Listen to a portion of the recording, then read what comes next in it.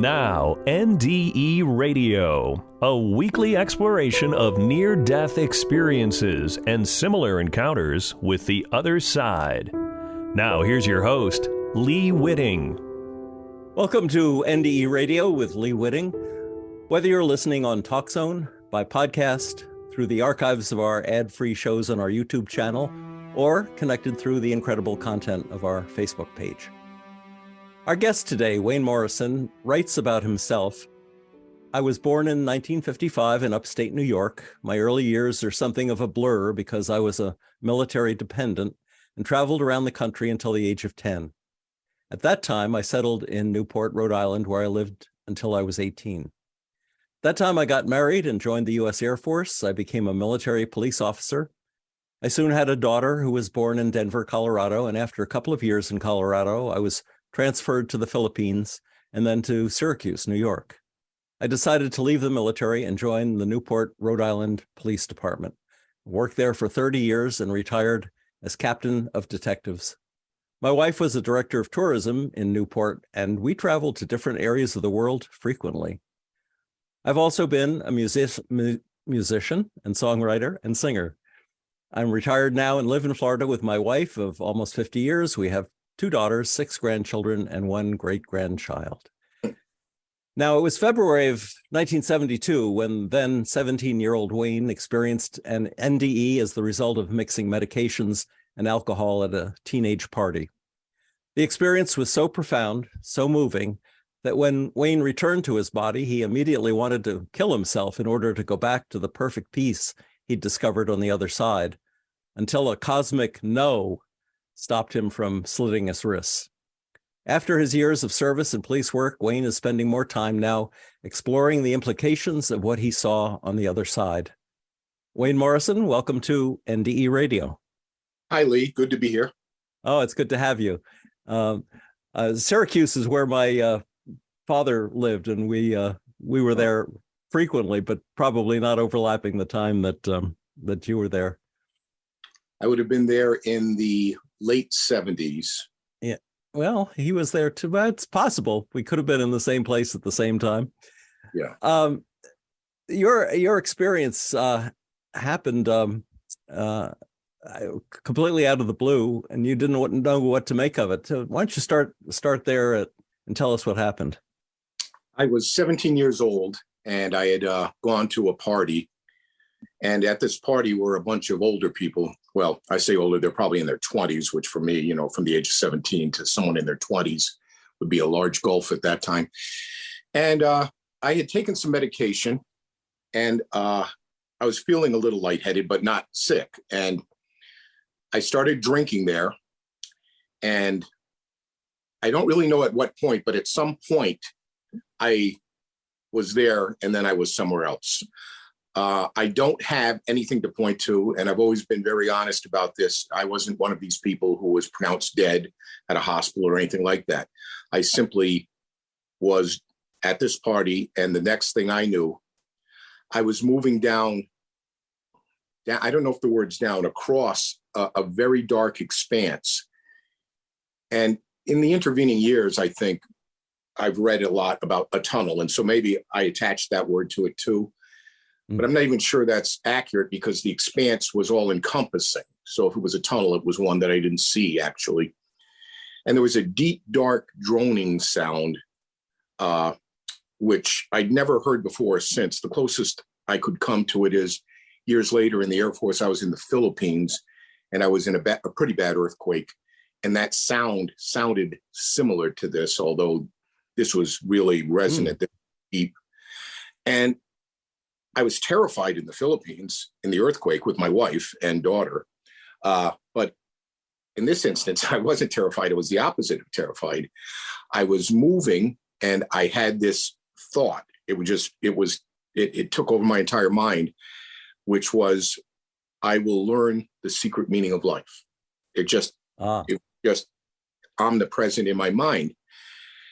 And as I somehow emerge out of this black expanse, and I don't remember ever seeing that I had a body, but I didn't feel like I didn't have one, if that makes sense. I'm I guess I'm flying. Now that I think about it, because I'm moving above a huge field of flowers. And these flowers weren't like anything I'd ever seen, or it would be a Hollywood creation. They were huge. I can't really tell you how big they were, but maybe they could have been 50 feet. They could have been that big or bigger, but they were below me. And there was this beautiful music, which was instrumental. I didn't hear voices. But as I looked down at the flowers, they began to communicate to me. And it was a communication. Yeah, I guess telepathy is the only word we really have here. I could understand they were supporting me somehow, but it wasn't in English language. It wasn't, we support you. It was just somehow a multidimensional understanding of what they were doing. And somehow, and I don't really remember how, I became aware of beings that either were made of light or had a light around them. I can't really recall if they were physical beings. They seemed to be physical, but maybe not physical. They were also just so bright and luminous. But it was clear right away, they were there to support me, and they were communicating with me in this fashion. And they said, we have brought you here, and do you have any questions? And I had several questions. One of them I remember really clearly was, I was 17 and I was intrigued with the idea of, is there other life in the universe? And the second you think something there, even before you're done with the thought, you're transported immediately to either to or as part of what you're thinking about. So in this case, I was transported, or I felt like I was, like, I don't know how far, millions, billions of light years. I couldn't begin to guess, but I was looking down on civilizations. Where exactly they were, I don't know, or I don't recall. And as I was looking down on them, I could see some were somewhat ancient looking and some were not that ancient looking. I never got up close. It wasn't like I got down on the street with them or something like that. I was always up above. And that was fascinating. And they communicated to me, these beings, there weren't many of them. I'm going to guess there were about 4. That's a guess. But they let me know that I was about to meet a spiritual being of the highest order. And again, there were no words used. That's the best I can communicate what they said to me. And maybe I should point out at this time, at the age of 17, I was not raised in a religion of any sort. And I was not anti-religion, but I was seeking different things. I had read some of the Bible. I had read some of the Tibetan Book of Dead. I read on Buddhism, things like that. But I had also rejected the notion of God. I basically was saying, well, there really isn't a God. We live, we die. And that's kind of how I thought at this time, although I would probably be described better as an agnostic than an atheist, I think. I was doubtful. But at this point, and this story, I've heard it a million times since, but it's what happened. Off in the distance is this tiny beam of light, but it's very, very bright. And as I'm looking at it, it's coming closer and getting brighter. And as it unfolds in front of me, I was going to say land, but it was almost like it was right here. And I had the sense that it was a male, but I don't really know that. But in my mind, that's how I pictured it. And this figure immediately embraced me in this warmth and comfort, this sort of, it's so hard to describe. It's this all-encompassing, unquestionable acceptance and love. Like nothing could ever interfere with that. It's so hard to explain. And I think I was feeling, well, I guess I'm home. I never thought to myself, I'm dead or anything like that. I just thought to myself, well, this must be where I belong. And this being was very joyful. This being radiated a lot of joy. It wasn't some somber, severe presence. It was, this being had a sense of humor because I asked the question that I really wanted to ask, that I think most of us ask at some point in our lives: why am I here? Why are we here? And the being communicated, not the word love, but the communication of love, as in something I had never been able to absorb before or since, really. And it was just, in a way, it was so simple and yet so complete that I'll call it my spirit, because I think that's what I was in, or something like that. Well, I remember it felt like I was doing somersaults in midair. And I remember this being laughing, or at least what I would call laughter, just this joy, like, oh, well, like I've been a father. So like when you have a little baby and the baby does something great and you're just laughing and they're laughing, but much more intense than that. So at a certain point, I'm brought to an area where I am shown the history of the world. And the way this happened was very strange to me anyway, because it was, I don't know, in my mind, as I look back on it, I go, well, that's odd, but I'm in this black expanse, but I never feel threatened or scared. And in this expanse, a tablet appears. Now, when I say a tablet, I mean like a gray slate, a stone slate is what I'm trying to say. It's like a stone, but huge. And it's 1972. We're not watching video, so, but I did. And all of a sudden, I see the history of the world play out. And people get a little frustrated with me sometimes because they go, well, why don't you tell me the history of the world? Well, if I could, I would. I know what I saw, and I know it was communicated, and there were billions of pieces of information. And as this information was communicated, I absorbed it emotionally, intellectually, on all kinds of levels. And I understood that everything I saw, which it's incomprehensible to me how you could even add that up, was connected to everything else. There was a relationship with everything. And by that, I mean, like, if a dog barked, if an atom bomb fell, I mean everything. And I saw armies, I remember that, clashing against each other. And it was something to see. You could just see them like a high Technicolor movie, I guess, where they were just going like this against each other, and some were victorious and some were not. But again, when I say I saw this, I don't know how long it took. I feel like it only took seconds. And yet, realistically, I mean, there's no way in my life, in this life, I can absorb how long it took. And at some point, I was told that I had to return. I don't really recall who told me this. I don't know if it was that being I was describing or these guides that I call them. And as I was told this, I said, no, I'm not going back. And there was this tug of war, I think. And this is the part where my memory is all but completely erased, because it seems to me they said, you have to go back. Now watch. And I don't know what I would have watched or seen. The next actual memory I have is this. I have a memory, a vivid memory, of thousands of these beings of light surrounding me, and like in a circle. And I'm sorry, I left one thing out. They communicated to me, these beings prior to this, that you do have to return because you have a great mission to fulfill. I know it sounds arrogant, but that's what was communicated.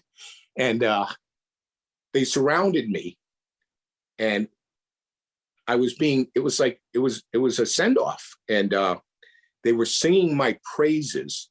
And the way they did this, they sang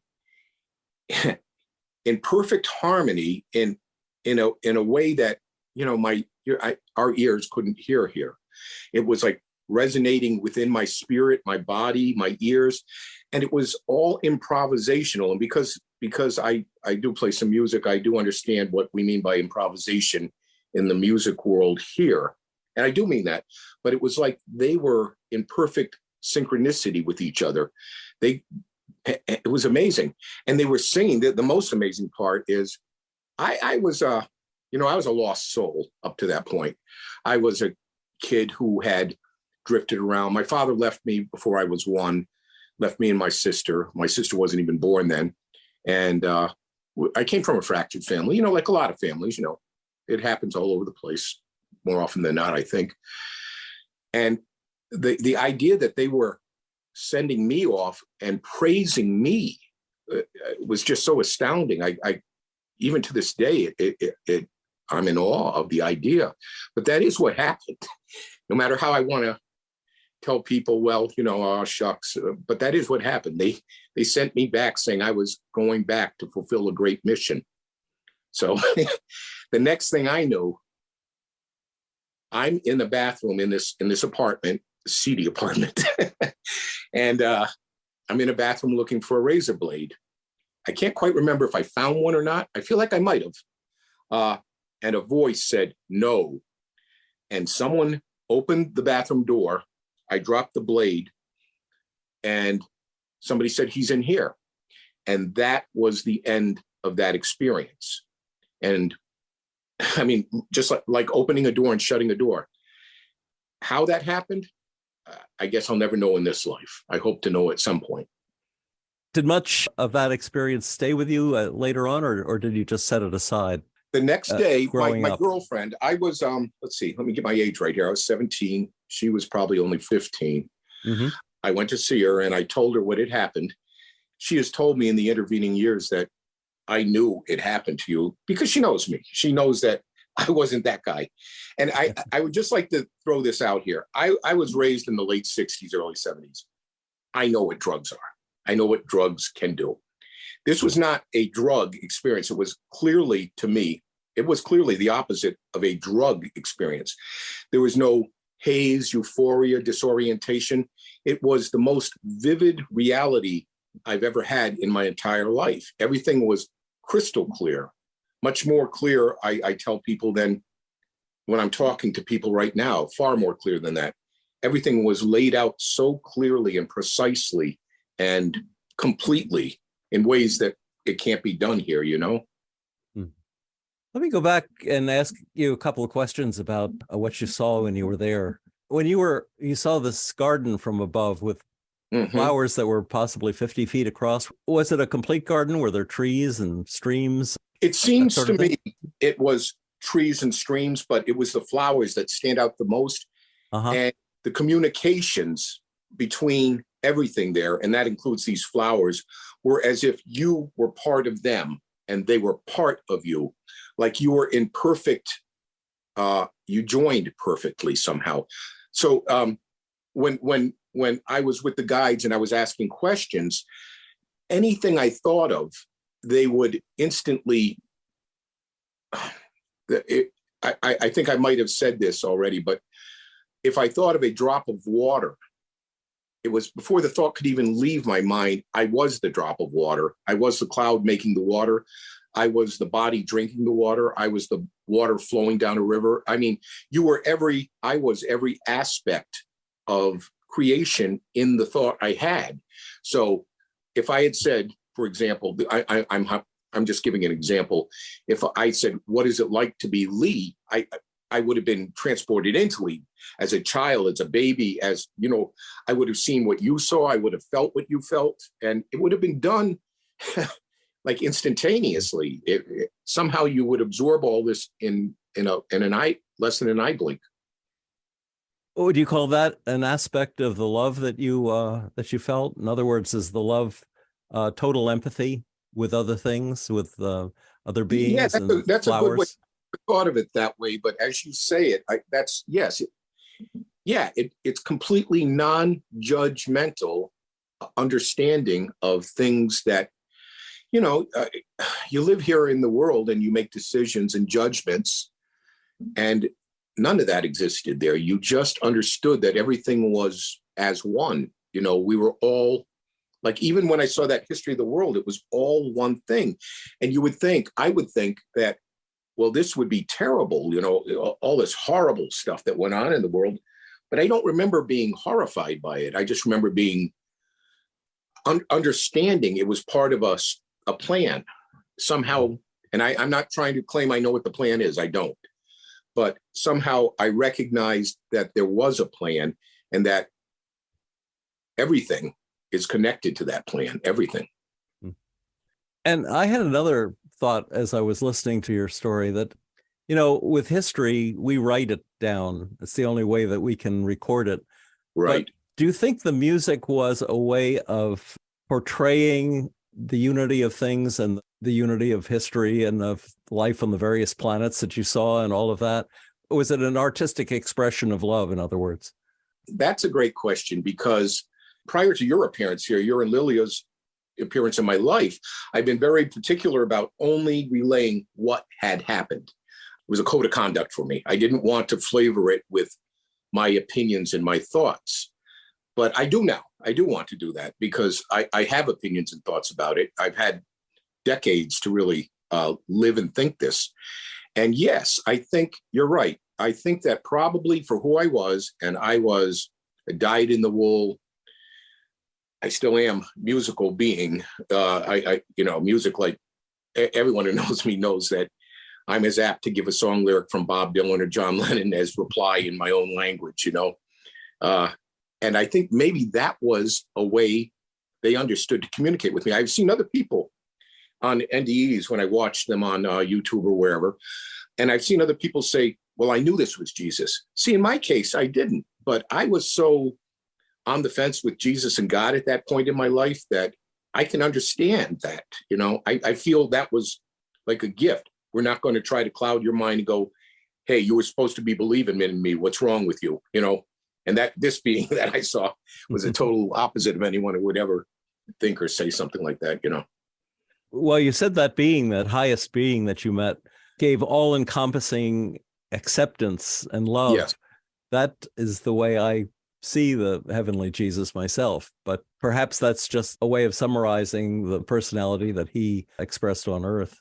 Yes. So I have come to the conclusion that was Jesus. And I only came to that conclusion this week for various reasons, but really over a lifetime. It's been a lifetime. I've had a tug of war with the idea of Jesus. I'm somewhat intellectually oriented as a human here.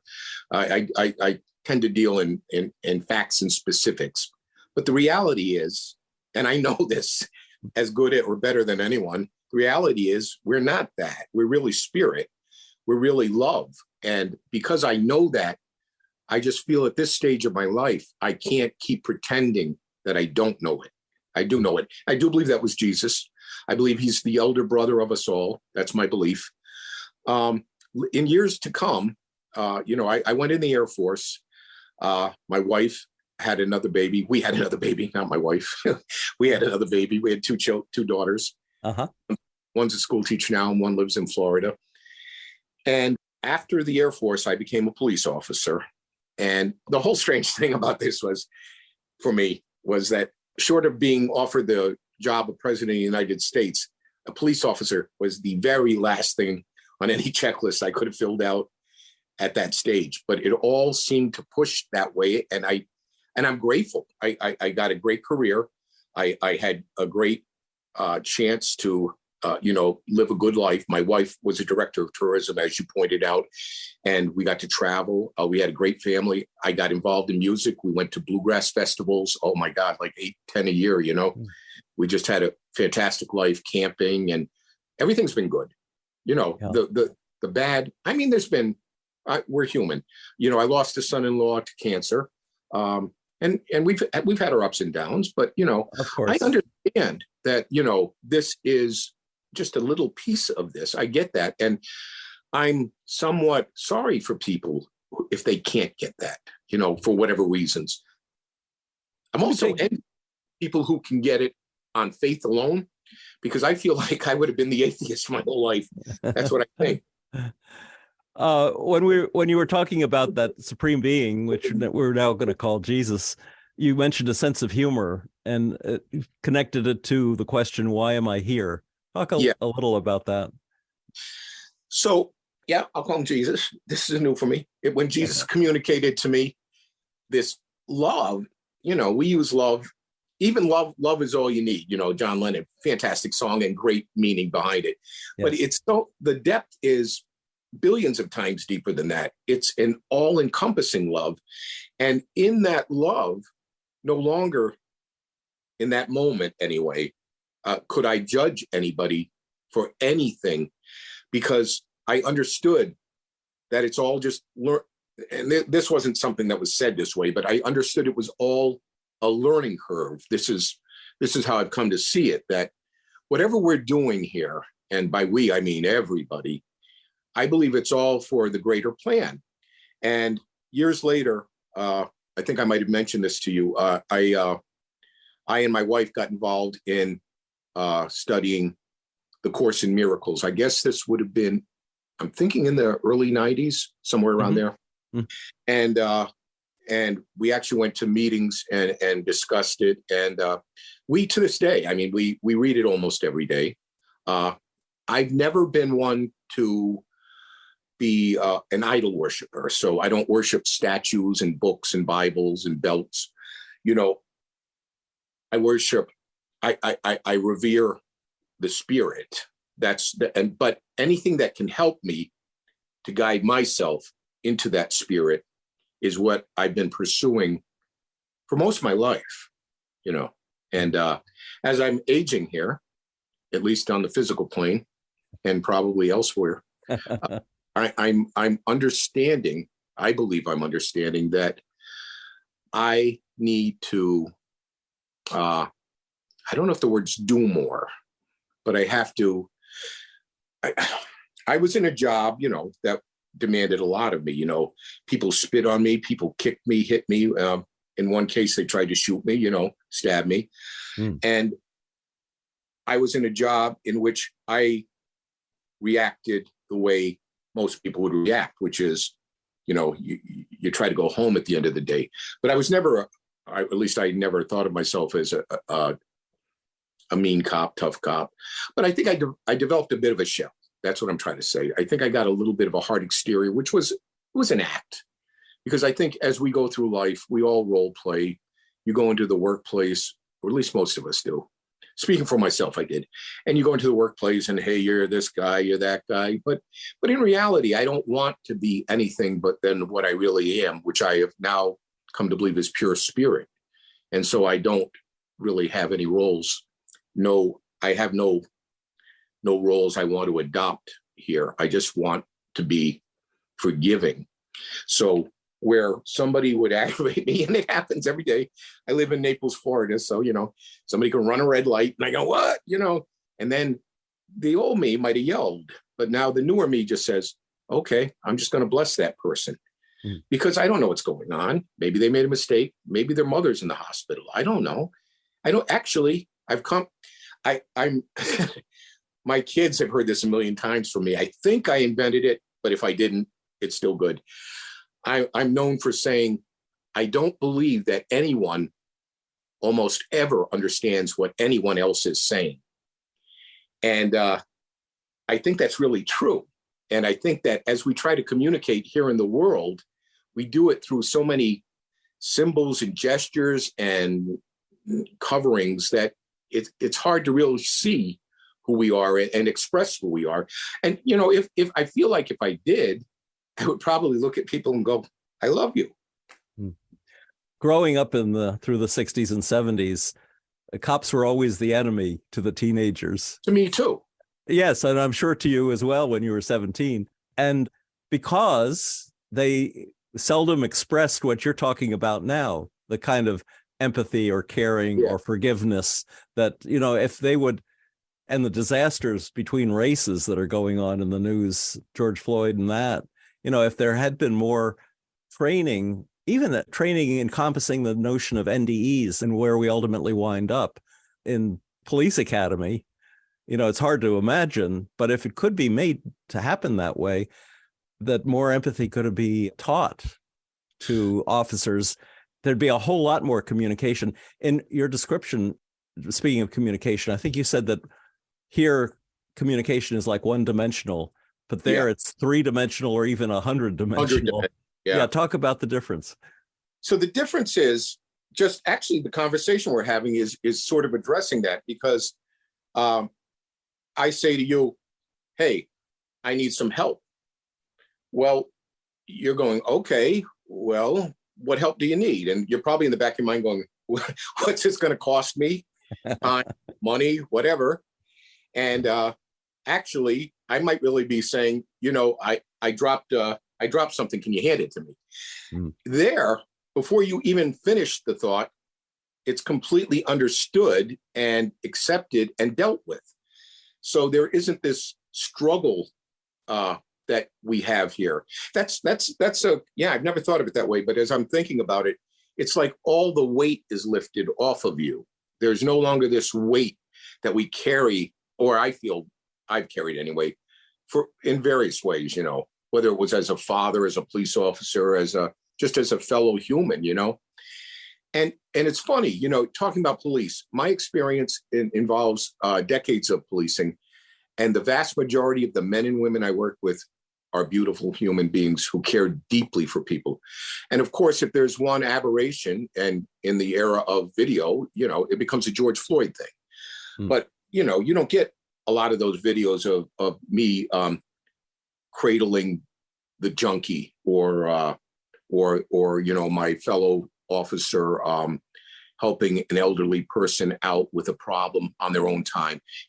That doesn't make for good TV and media, right? So those things all exist. And I'll give you a classic example of when it really came to light for me.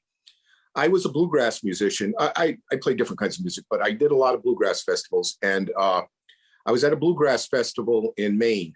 Hey, Maine, right? Yeah. That's right. Sounds like home to me. You know Thomas Point? Have you ever heard of Thomas Point? Yes, I have. I don't think I've been there, though. Yeah. So they used to have a bluegrass festival there. And I was playing music. I was playing the banjo, 5-string banjo, with a bass player, a guitar player, a couple other guys, mandolin. And the woman who was playing bass, we were having, you always talk in between these songs. And at the time I had long hair and a beard because I was undercover. I was working the narcotics unit in Newport, Rhode Island. So they didn't know what I did, and I didn't advertise it, but somehow somebody must ask me what I did, which I always hated to bring up. I go, well, I'm a cop. And they go, what? And I go, yeah. And the girl says, I'm so surprised. I go, why? She goes, well, you're so nice. And I said, well, okay, thank you. I said, but did you have an experience with police that weren't nice? She said, well, no, but when you drive down the highway and you see them in those sunglasses, they look so mean. And I said, so you've never even really met a cop? She said, not really. And it hit me like a bullet. No pun intended. It hit me right over the head that so many people, and that would include me, by the way, we're prejudging nonstop. We're just always prejudging. We're always going, well, I know who you are because you're 70. I know who you are because you're 20. You're white, you're black, you're Asian. Anyway, that was just a sidebar. I didn't even know why I was talking about it. I am looking, as you probably have been, for that great calling that you've received, that you had a very important job to do. And I think in part, you probably did it as being a caring cop. It's such an oddity, at least from our point of view, from the outside world's point of view, looking into police. But that's what I'm here to tell you, Lee, that it's not an oddity inside there. It's the norm. You just don't see it. You don't hear about it. It's not put out there. And when one nutty cop goes nutty and does bad things, and it happens, of course, it becomes front page news. It becomes media sensation. I have no dog in this fight. I'm not a cop anymore. Yes. I'm just telling you the truth. Most police officers that I experienced, I met thousands of them over my lifetime, are kind and caring people. But that being said, we did play a role. And that role was we got punched, we got attacked, we got shot at, you name it. But that's my experience. I can only speak to what I know. And of course, did I ever know any cops to do bad things? Yeah, I did. Nothing along the lines of, that George Floyd kind of stuff, But, there were times I saw a guy step over the line, I understand that. And I can remember pulling a guy off a guy, the fight was over, and I told him, hey, enough. I was a sergeant at the time. And I'm glad I did, because that's what needed to be done. I don't mean just because somebody could be filming. At that time, they probably weren't even filming, but Right. just because there's a point. Let me ask you another way of looking at it. You and I were talking yesterday, and we mentioned the story from Betty Eadie about the man who came to Earth to be a drunk, to be a reminder to another man who came to Earth to be was a lawyer, I guess. Yes. To be a stumbling block, as it were, that would teach him a lesson, teach him something. Then you said in your description that when you were there, you felt that everything was connected. And so the George Floyd and the cop who put his knee on his neck had a relationship, and it seemed totally evil from our point of view, but perhaps from a more universal point of view, it was something that had to happen in order to achieve a goal or an end. Yes. And there were probably, like everything, it was very multifaceted. But if you choose to believe Betty Eadie, and I do, I can't not believe her because of what happened to me.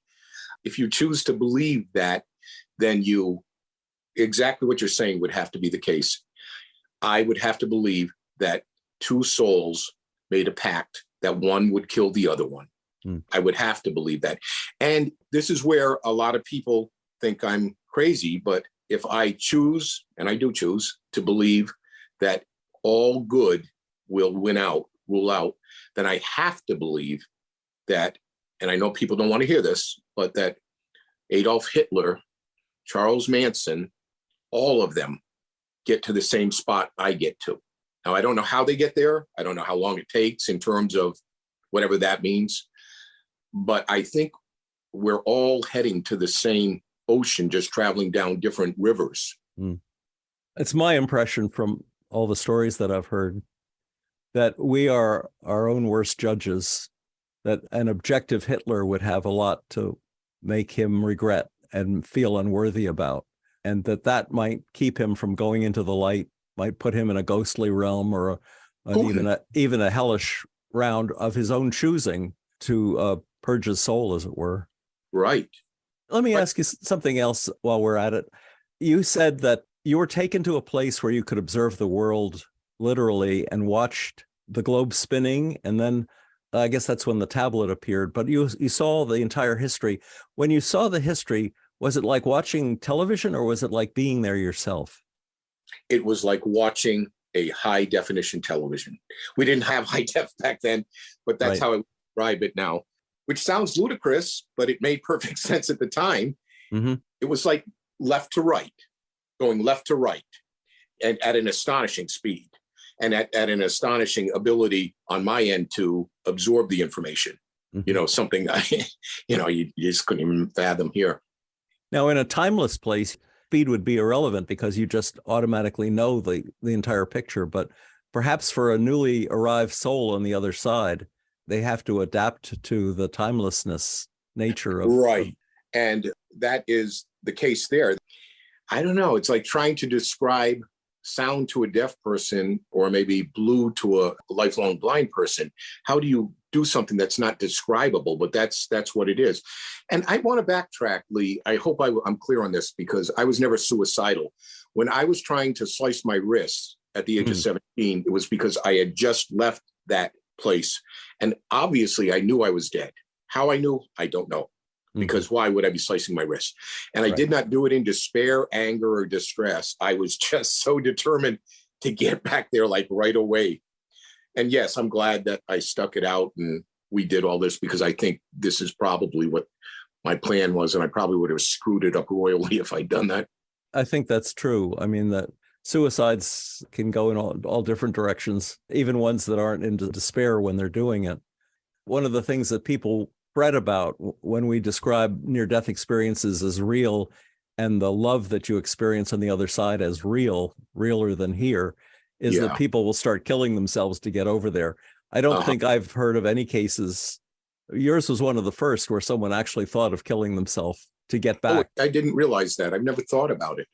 Yeah, now that you pointed out, I guess I never have heard that in the ones in Betty Eadie's case, she threw a tantrum. Remember, she said she threw herself down. She was like an infant. I won't go back.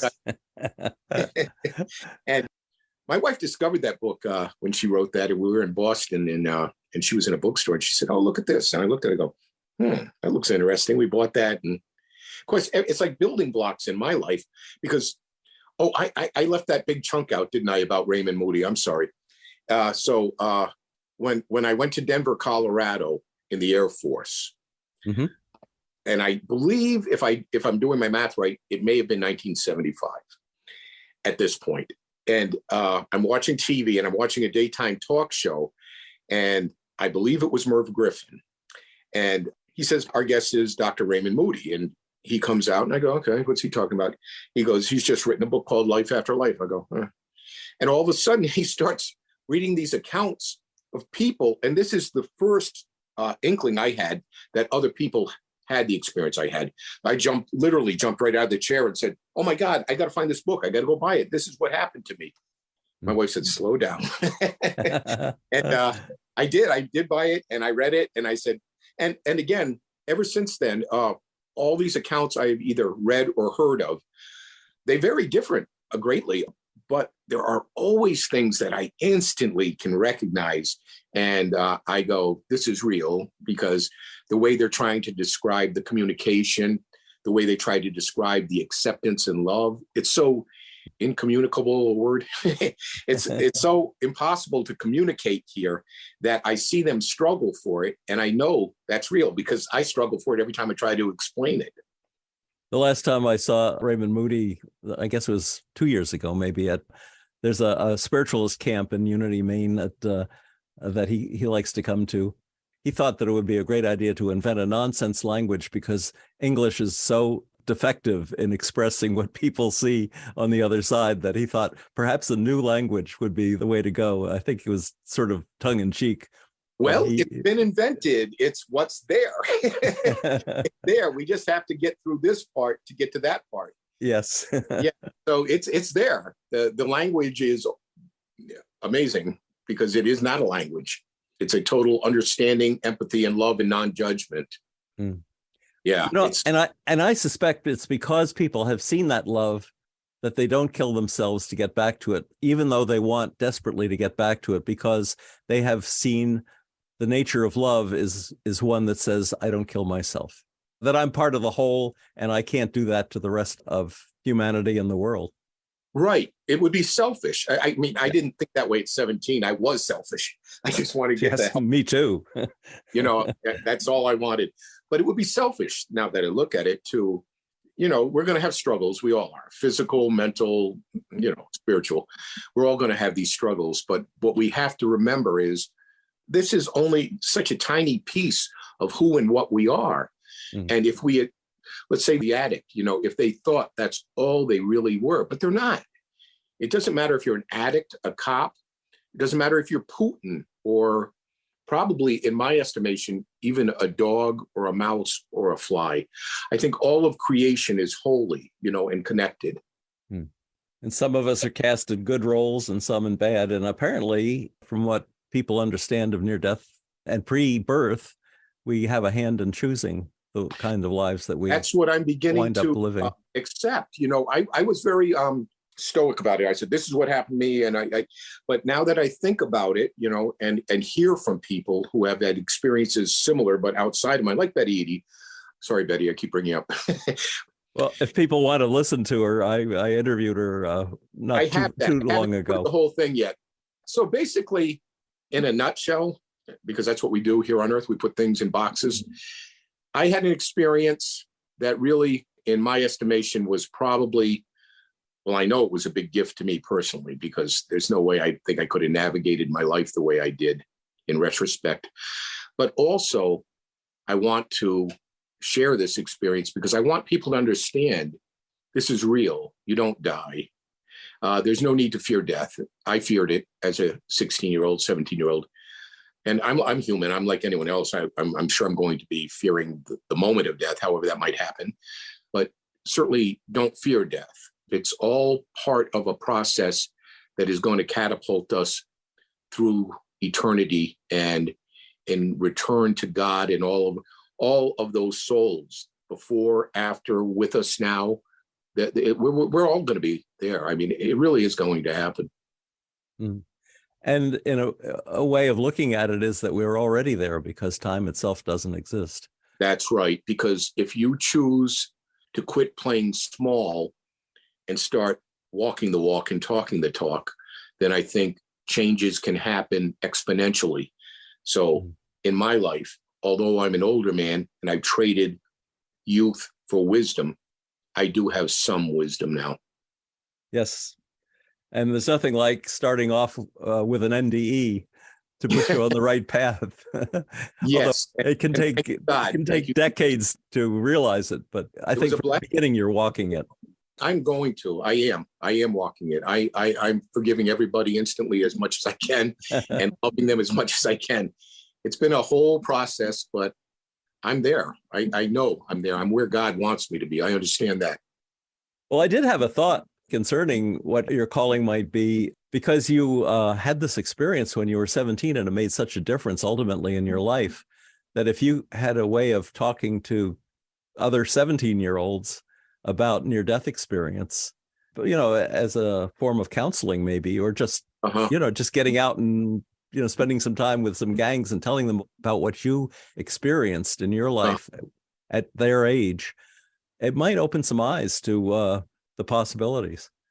I think you're right. And I think the thing that stymied me in previous years was I was a young guy trying to get through a career and into things. And I knew, if you start talking like that there were some people who were going to say, you got a psychological imbalance here. And I almost couldn't blame them. And that's all part of the process. I'm just being open with it. I have friends and relatives who are, various, I can see now, I believe, oh boy, this is going to sound arrogant, but I'm trying to say it properly. I believe, I've been told by other people, and I've always kind of said no, but I do believe I'm on an elevated plane spiritually compared to some people. And of course, I'm not saying I'm Jesus. I'm nowhere near that.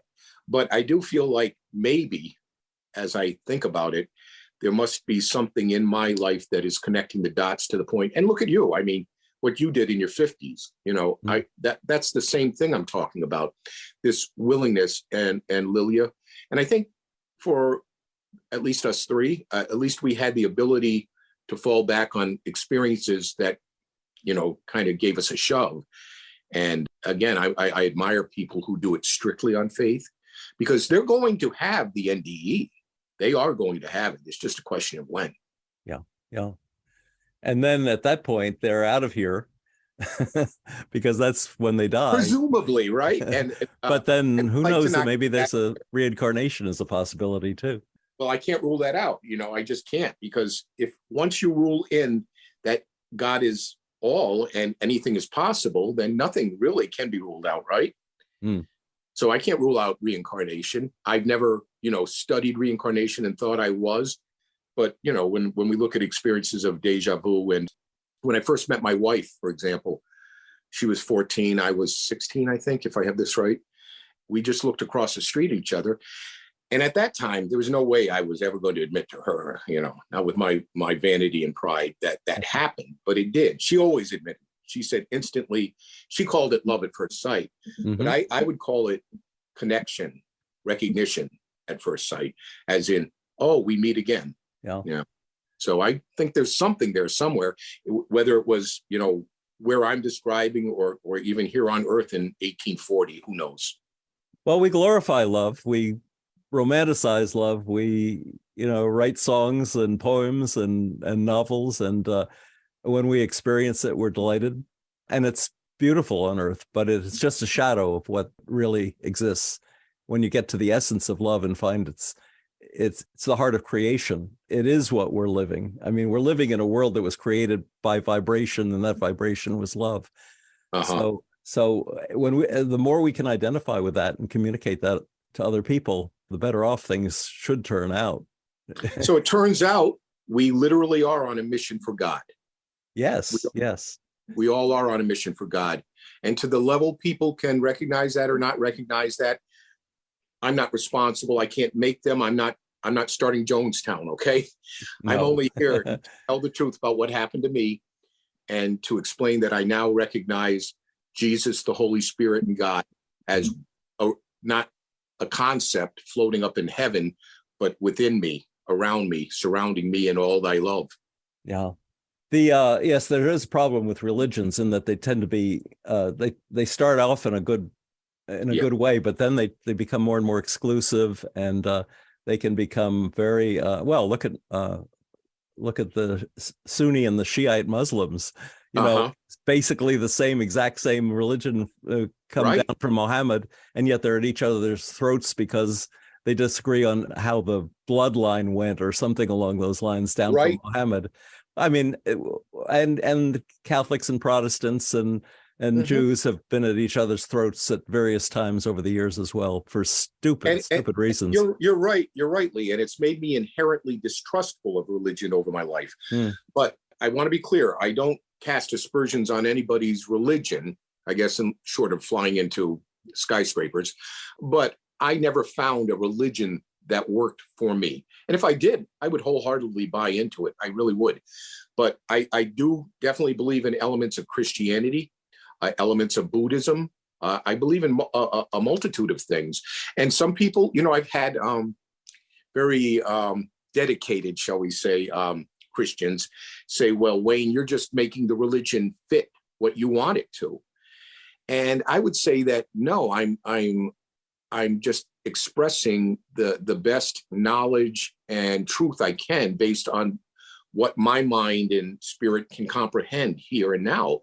I don't subscribe to those severe views in any way, because I don't think I know that when you die, you're not going to be judged in a severe way.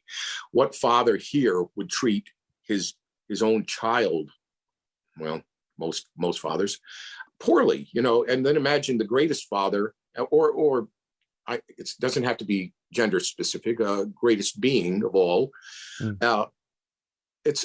There's no way. It's total acceptance. It's non-judgment. And, I think if I have this right, to sin literally is translated to miss the mark.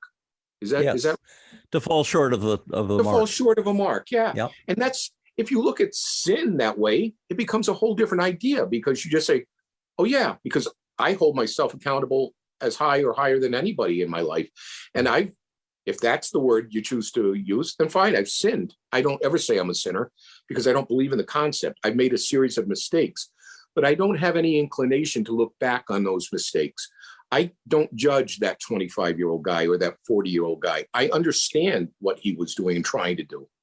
One of the things that have teenagers turning toward agnosticism or atheism, as you were before your NDE, I think, is the fact that we do tend to relate God the Father to our biological fathers.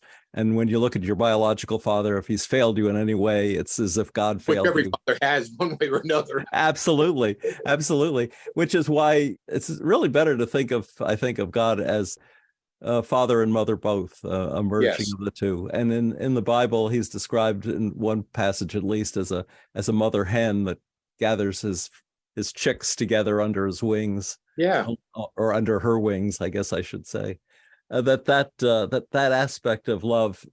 I mean, fathers have a disciplinary, rule-driven idea about love, a lot of them, and it falls short. It's a sin in itself because it falls short of the mark, which is, well, we're living in the material world, and as Sting once said, we are spirits in the material world. Yes, and the more we can recognize, in my opinion, the more we can recognize the spiritual side of things, the less we will have to be material. Yes. Well, Wayne, we are out of time, and I want to thank you so much for sharing your profound near-death experience with us today, and to hear how you're working on working it out, like me, late in life or later in life. Yeah. If listeners would like to get in touch with you, how can they do that? I have an email that is Capt Acoustic. That's short for captain. So it's CAPT, no period, and the word acoustic, ACOUSTIC @gmail.com.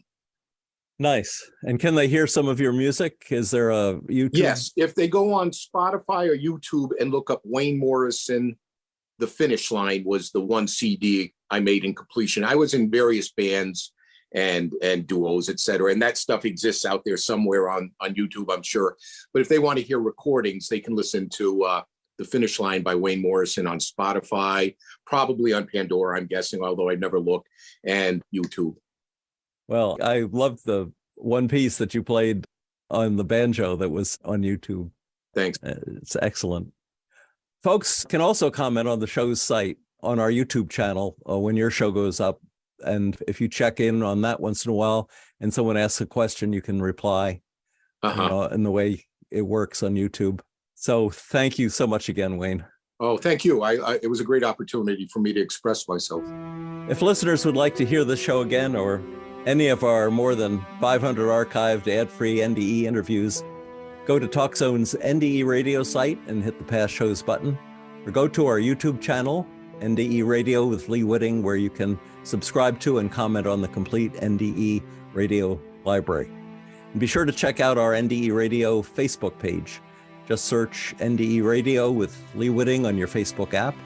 And listen again next Monday, 11 a.m. Eastern at TalkZone for more NDE Radio. I'm your host, Lee Witting, saying thanks for listening.